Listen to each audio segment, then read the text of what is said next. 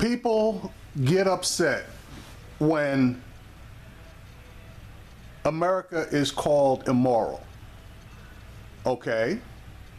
There's a saying that when you throw a rock and it hits a dog, that dog is going to be the one that yelps. Okay? That means if somebody's calling out immorality and you start screaming blue murder, and we all know there is immorality in this country, and you start screaming and fighting against that particular statement, there's a strong possibility that you're the one that really is immoral. Now, I'm going to play this clip from Roland Martin about the moral march that was held throughout various cities in the country. And this is my question. If people are marching for morality and marching on moral issues, how come there wasn't the majority of the people in this country marching, supporting these issues, these marches? If we're so moral, shouldn't the majority of us be on the side of morality versus complaining and fighting against people who are actually trying to champion moral issues? Clergy from all denominations across the nation are calling on leaders and political candidates to focus on what they say are the real moral issues facing the nation instead of extremist politics. Yesterday, Reverend Dr. William Barber II led what's known as the Moral Monday movement. Hundreds of folks representing educators, civil rights and voting rights groups, labor, environmental activists gathered at 30 state capitals across the country demanding change. Took place in Raleigh, North Carolina, Tallahassee, Florida, Santa Fe, New Mexico, Harrisburg, Pennsylvania, Indianapolis, Indiana, Boston, Atlanta, and many others. This, of course, has been a major initiative of Reverend Barber. Of course, he is the head of the NAACP conference in North Carolina. They have been on the front lines for the last 3 years, pushing and prodding people to get involved. He joins us right now via phone. He also is president of the Repairs of the Breach. Reverend Barber, glad to have you here on the show. Hey, Brother Mark, how are you this morning?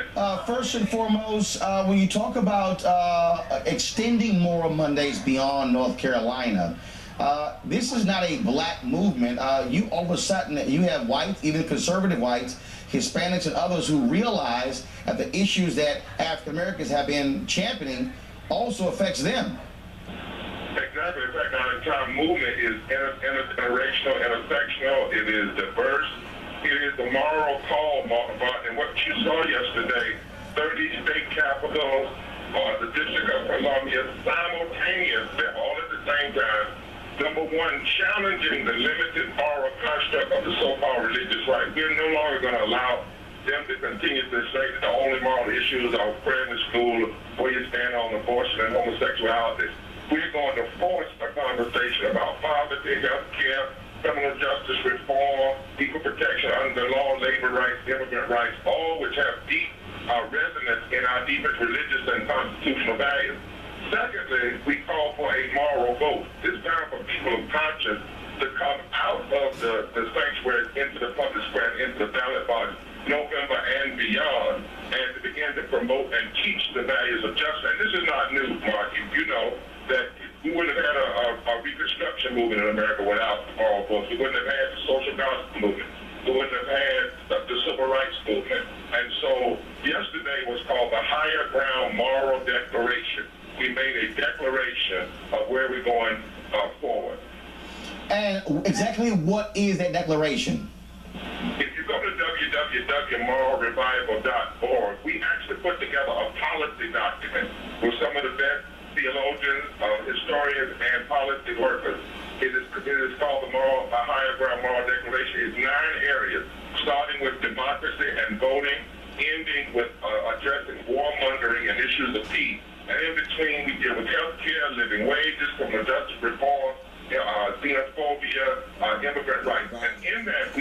number one, we lay out from our religious tradition the texts that speak to those issues, then from the Constitution, the texts that speak to those issues, and then policy analysis. And we're asking from presidents, governors, all the way down, is healthcare, for instance, a moral issue? If it is, then why are you fighting it? If it's not, then tell us why you believe that making sure presidents people have healthcare is the wrong thing to do. As voting rights are a moral issue, is criminal justice and dealing with police brutality moral issues. We have to change this limited framework. Some things are not just about left and right. It's about what's right and what's wrong. It's a policy document. And Martin, the last thing I'd say to you on that issue is that people often ask me, is someone a racist in their heart, or are they engaged in practices in their heart? That's not how you determine racism and practices. You have to look at the heart of policy. Where do they stand on policy, and how does it impact? You find out what they treasure in policy, you'll know where their heart is. Obviously, you're there in North Carolina. There has been a significant effort by Republicans there to suppress the vote. They have, in the local board of elections, they have slashed almost by half early voting on Sunday. They've slashed early voting hours as well. They wanted to do away with Sunday voting across the board. How do you believe these efforts are going to impact early voting, which starts in North Carolina in a few weeks? Well, actually, and that's another reason why a moral declaration has to be about the vote. You know, this past Thursday, we were able to win back a number of things through the Board of Election. Our lawyers are giving me a review today because we may be back in court, Roland. The reality is that the Republican leadership in our state, after we won our case all the way to the Supreme Court, sent out a memo and instructed their members of board election to pass Republican values and not constitutional values. We believe this is an attempt to undermine our victory in the courts.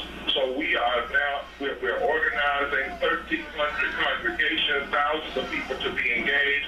We may end up back in court, but they are trying to suppress the vote because they know that a fully engaged electorate, if African Americans vote at 70% like we did in 208, 212, then they cannot survive that if we hook up with Latinos and progressive whites.